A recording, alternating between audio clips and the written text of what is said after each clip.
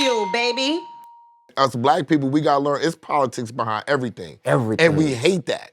Yeah. That's the biggest thing that we hate. Oh, I should be on top because I'm better. You don't know him.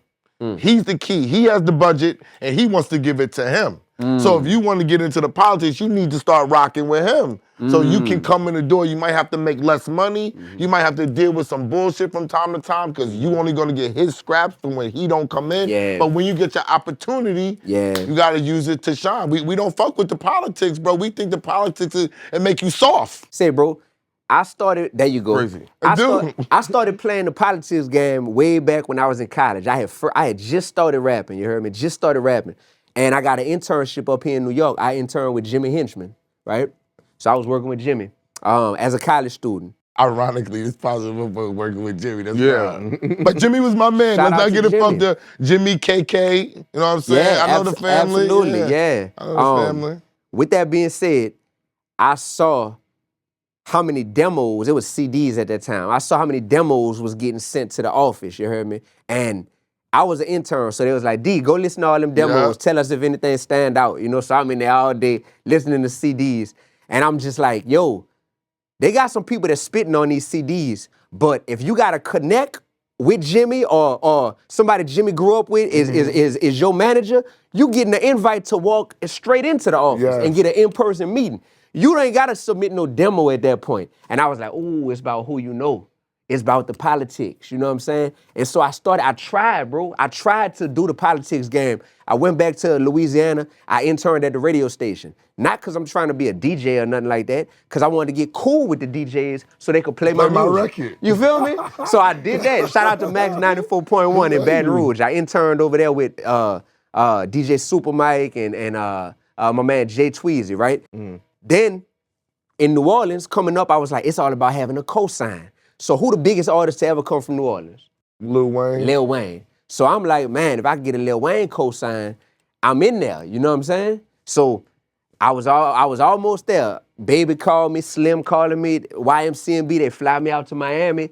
I'm like, man, okay. The thing that didn't sit well with me is the whole time I'm meeting with Slim and I'm meeting Baby and all this stuff, I never met Wayne this whole time. So I was confused because I'm like, if you over here in this camp, the Wayne cosign is what's really gonna take you to that next level.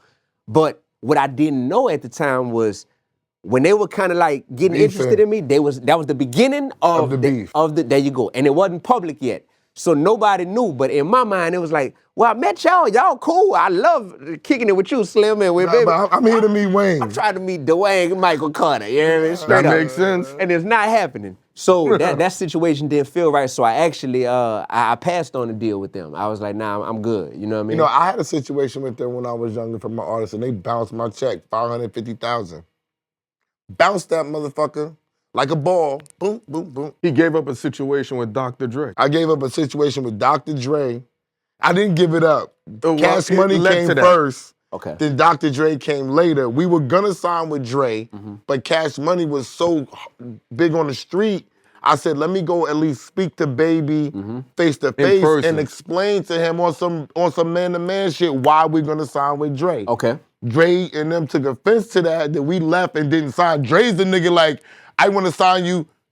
We're waking everybody up. They're coming to my house. They're going to the back room, and we're gonna get this deal done in an hour. Don't go see nobody else. Don't go nowhere. But I told Dre on the creative because you know the game. Dre's not on the street with me. And he's not sending no goons on the street. So you gotta deal with the street shit separately when you have an artist. You know what I'm saying? So I just I didn't want no problems. I was running around with a female. She was a singer. I ain't want no problems with these niggas. Thanks. I go back. Dre don't give us the deal. We stuck with Cash Money. They don't even know because I didn't even get a chance to tell them because Dre just stopped picking up the call. So I said, let me do the smart thing. We signed with Cash Money.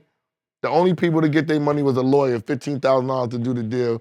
They bounced our check for $550,000, and that's how we wound up going with Sylvia Rhone. And the moral to the story was my artist Yummy only wanted to sign with them because Lil Wayne was there.